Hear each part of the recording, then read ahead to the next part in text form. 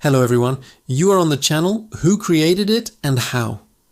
Today we're diving into the epic story of one of history's most iconic weapons, the sword. Who first forged this blade that has shaped empires, inspired legends, and become a symbol of power and justice? The journey of the sword is a tale of innovation, conflict, and human ingenuity.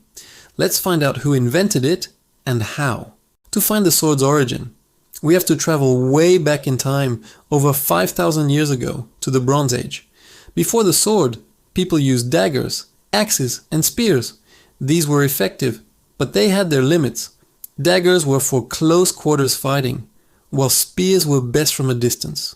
Humanity needed something more versatile, a weapon that could slash and thrust with deadly efficiency in the chaos of battle. The key to inventing the sword was metallurgy.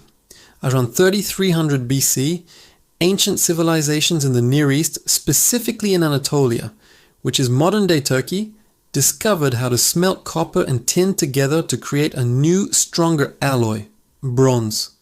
This was a game changer. Bronze was much harder than pure copper and could be cast into longer, more durable shapes without breaking. This breakthrough allowed weapon makers to experiment. They started by simply making their daggers longer. As they stretched the blade, the first swords began to take shape.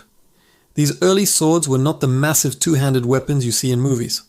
They were relatively short, leaf-shaped blades, often without a distinct crossguard to protect the hand. They were primarily designed for thrusting, like an extended dagger, but they could also be used for slashing. Archaeologists have unearthed some of these ancient swords in places like the Aslantepe Malatya site in Turkey. The swords found there date back to around 3300 BC and are considered some of the earliest examples ever discovered. They were likely status symbols for kings and high-ranking warriors, not just tools of war. Owning a sword was a sign of immense wealth and power. Think about it. The resources and knowledge needed to create a bronze sword were rare and expensive.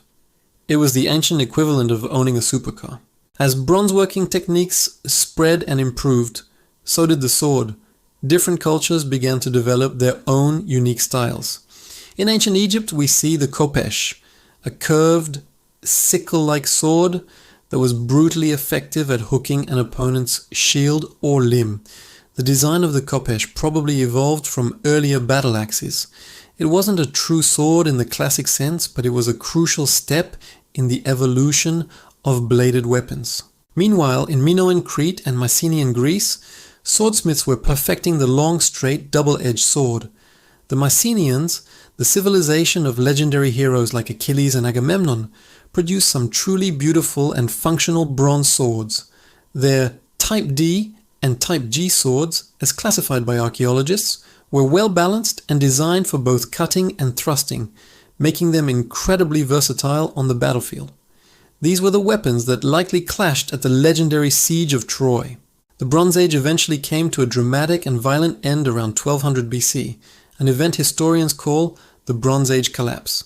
Trade routes were disrupted, empires fell, and the knowledge of bronze making was threatened. But out of this chaos, a new, even stronger material emerged: iron. The transition from bronze to iron wasn't overnight. Early iron was often of poor quality, softer than well-made bronze. But iron ore was much more abundant than the copper and tin needed for bronze. This meant that once the smelting techniques were perfected, weapons could be produced more cheaply and in greater numbers. An army equipped with iron swords could overwhelm a bronze-clad force simply through sheer numbers. The Hallstatt culture in Central Europe, flourishing from around 800 to 450 BC, were masters of early ironworking. They produced long iron swords that were stylistically similar to their bronze predecessors, but far more accessible. The age of iron had truly begun, and with it, the sword became a more common weapon, accessible not just to the elite, but to a wider class of soldiers. This democratization of the sword had a profound impact on warfare and society. Armies grew larger, and conflicts became more widespread. It was the Celts, particularly the Latène culture, that followed the Hallstatt, who took iron sword making to the next level. Celtic swords were long, straight, and designed primarily for powerful slashing attacks from horseback or a chariot. They were fearsome weapons that struck terror into their enemies, including the rising power of Rome. Speaking of Rome, no discussion of the sword is complete without mentioning the Roman gladius.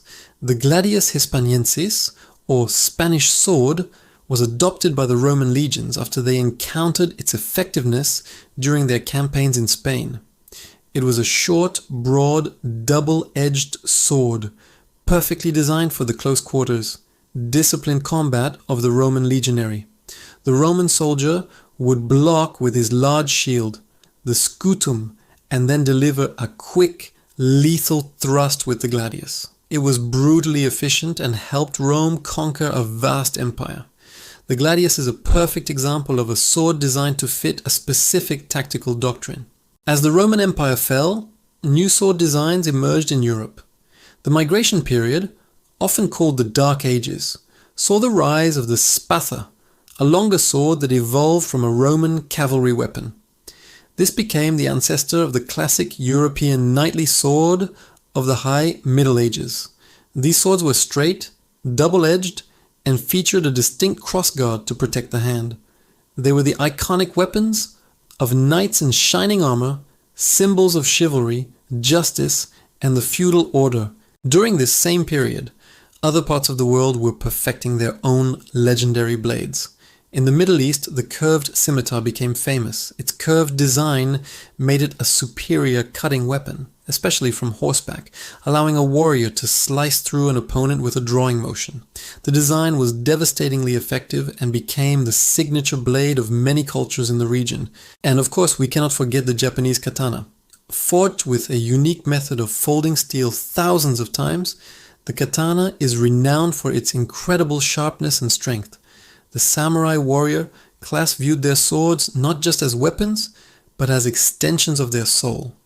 The craftsmanship, artistry, and philosophy surrounding the katana have made it perhaps the most famous sword in the world.